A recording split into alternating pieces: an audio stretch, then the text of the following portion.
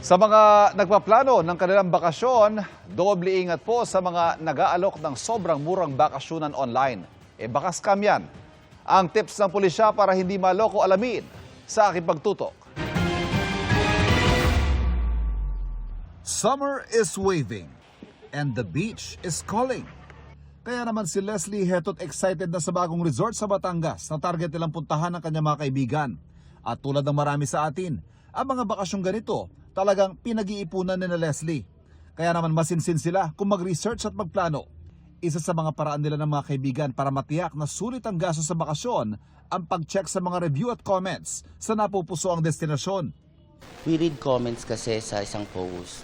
Tapos yung comment na yon, yung nag-comment, minsan pini-personal message namin through Facebook, social media, kung legit ba yung comment nila dun sa beach resort na yon. Hindi lang isa, kumbaga marami din.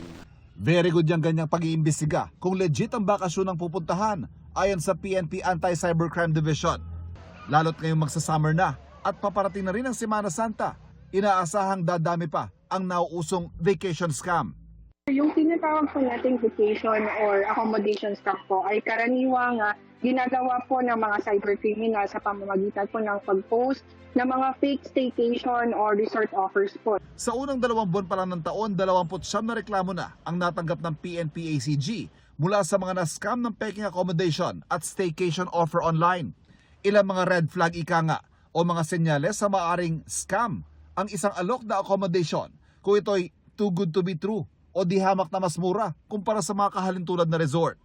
Pwede rin mag-check sa LGU kung totoo ang nasabing lugar o hotel, kung may address ba ito at telepono, at kung ito'y rehistrado. Agad din magduda kapag tila nagmamadaling maningil ng down payment ang katransaksyon.